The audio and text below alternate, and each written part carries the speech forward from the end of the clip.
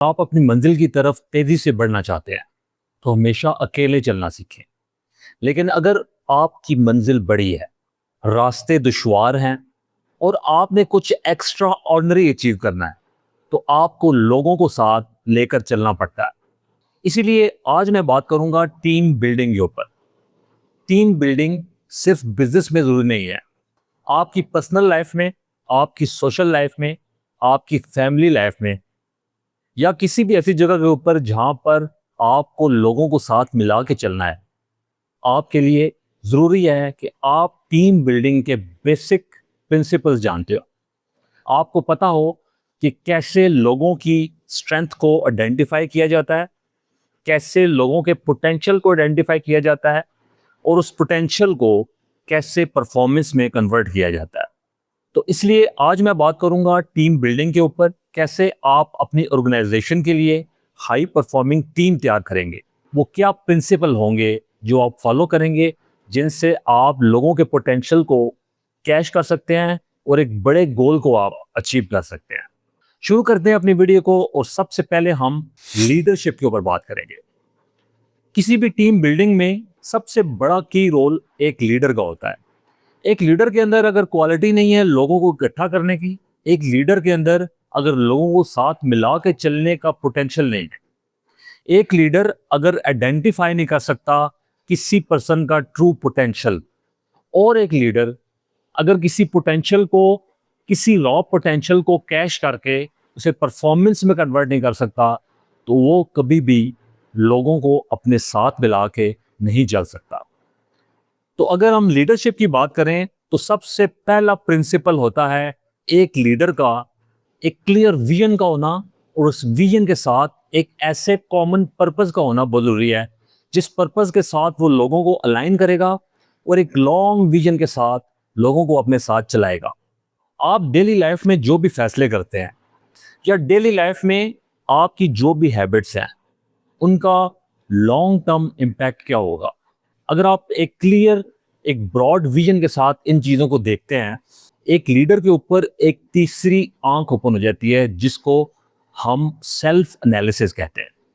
एक लीडर सबसे पहले अपना पर्सनल सेल्फ एनालिसिस करता है, अपने विजन को देखता है। वो देखता है कि डेली लाइफ में जो जिस कल्चर को मैं फॉलो कर रहा हूँ या जो कल्चर मैंने बिल्ड किया है, इस कल्चर के अंदर रहते हुए कैसे लोगों के पोटेंशियल को कैश कर सकता हूं और उनको एक स्ट्रेंथ में कन्वर्ट करके एक हाई परफॉर्मिंग टीम बना सकता हूं।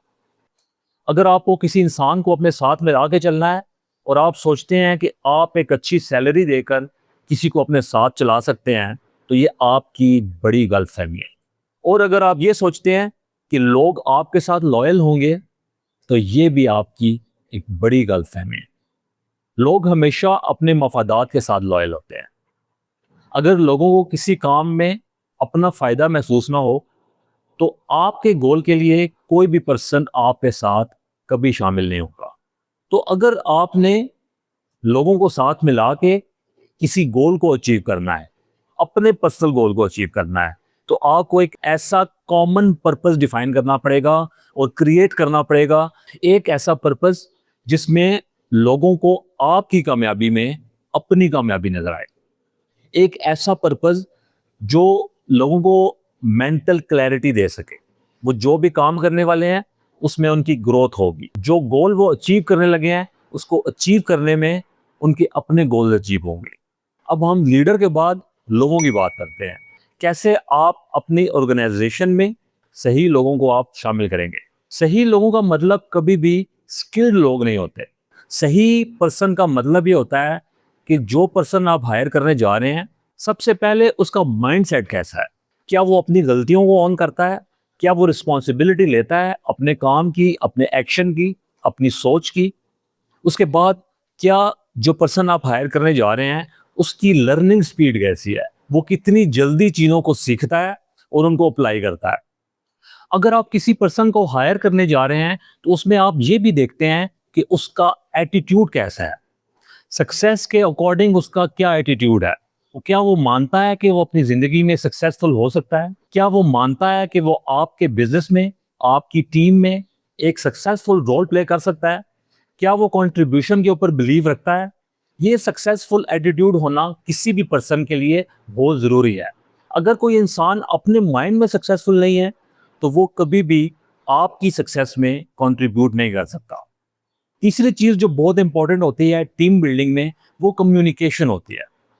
आप कैसे इंटरैक्ट करते हैं आपस में, एक लीडर कैसे इंटरैक्ट करता है अपने लोगों के साथ। लीडर जब भी कम्युनिकेट करता है हमेशा अपनी एक्सपेक्टेशंस को क्लियर रखता है।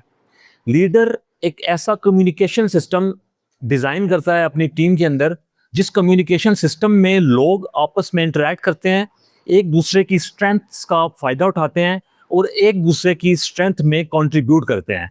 वो जो बोलते हैं, जो सोचते हैं, जो जानते हैं, वो हमेशा सक्सेस के अकॉर्डिंग कंट्रीब्यूटरी एक्शन होता है। तो कम्युनिकेशन एक ऐसा सोर्स होता है जो लोगों को आपस में कनेक्ट करता है। कम्युनिकेशन के बाद जो चौथी बड़ी चीज़ एक टीम के अंदर होनी चाहिए, वो परफॉर्मेंस सिस्टम होना चाहिए। हर वो इंसान जो आपकी टीम का हिस्सा है, उसे पता होना चाहिए कि वो जो परफॉर्म कर रहा है उसका परफॉर्मेंस स्कोर क्या है। तो एक लीडर को एक ऐसा सिस्टम बनाना पड़ता है जहां पर तमाम लोगों की परफॉर्मेंस को मेजर किया जा सके। लोगों को क्लियर पता होता है कि वो जो भी करने जा रहे हैं उनका परफॉर्मेंस स्कोर क्या है, परफॉर्मेंस को इम्प्रूव करने के वो क्या पॉइंट्स हैं जिनको फॉलो करके वो अपनी परफॉर्मेंस को बेटर कर सकते हैं। परफॉर्मेंस के बाद पूरी टीम बिल्डिंग में मैं एक सबसे बड़ी चीज़ जिसको मानता हूँ वो होती है कल्चर। हर ऑर्गेनाइजेशन का एक कल्चर होता है, हर बिजनेस का एक कल्चर होता है, हर फैमिली का एक कल्चर होता है। उस कल्चर में या तो लोगों की ग्रोथ होती है या लोगों के पोटेंशियल डेड हो जाते हैं। अगर आपके इर्द गिर्द के 20 लोगों का कल्चर एक नेगेटिव क्रिटिसिज्म करना है, 20 लोगों का कल्चर यह है कि वो हमेशा आपको पीछे की तरफ खींचते हैं, तो इस ऐसे कल्चर में आप कभी भी ग्रो नहीं कर सकते।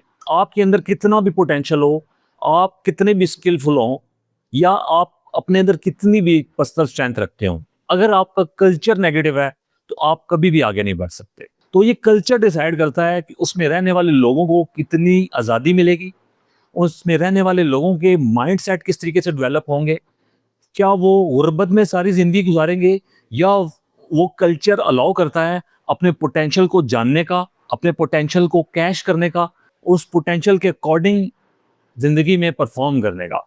अगर आप एक टीम लीडर हैं और अपनी ऑर्गेनाइजेशन में या अपने बिजनेस में आप एक बड़ी ग्रोथ लाना चाहते हैं तो मैसिव फोकस आपको कल्चर के ऊपर करना पड़ेगा। जितने भी लोग आपके इर्द गिर्द हैं या जितने भी लोग आपकी टीम का हिस्सा हैं, उन तमाम लोगों के माइंडसेट, उन तमाम लोगों की हैबिट्स, उन तमाम लोगों का एटीट्यूड मिलकर एक कल्चर बनाता है। इस वीडियो की शुरुआत मैंने लीडरशिप से की थी और इस वीडियो का इख्तिताम भी मैं लीडरशिप के लास्ट पॉइंट से करता हूं। लीडरशिप एक एग्जाम्पल होती है हर टीम के लिए, हर ऑर्गेनाइजेशन के लिए, और लीडर खुद एग्जाम्पल बनता है। अगर लीडर खुद परफॉर्म करने की एग्जाम्पल नहीं बनता तो लीडर की जो टीम होती है उसके अंदर भी परफॉर्मेंस कल्चर कभी भी डेवलप नहीं होता। लीडर खुद एक एग्जाम्पल होता है अपनी टीम के लिए। जो भी लीडर की हैबिट्स होती हैं वो आहिस्ता आहिस्ता टीम के अंदर डेवलप हो जाती हैं। तो लीडर को हमेशा फोकस अपने ऊपर करना पड़ता है। लीडर अपनी पूरी जर्नी में हमेशा अकेला होता है। लीडर को कभी सपोर्ट नहीं मिलता। लीडर को सिर्फ बाजू मिलते हैं जो उसके पर्पस में, उसके मकसद में उसके साथ चलते हैं। अगर वो उन बाजुओं को अपने साथ नहीं मिला सकता, अगर वो उन बाजुओं से सही काम नहीं ले सकता, तो वो कभी भी एक टीम नहीं बना सकता, वो कभी भी एक फैमिली नहीं बना सकता, वो कभी भी एक घर नहीं बना सकता, वो कभी भी एक ख़ानदान नहीं बना सकता। तो ये आज की वीडियो थी।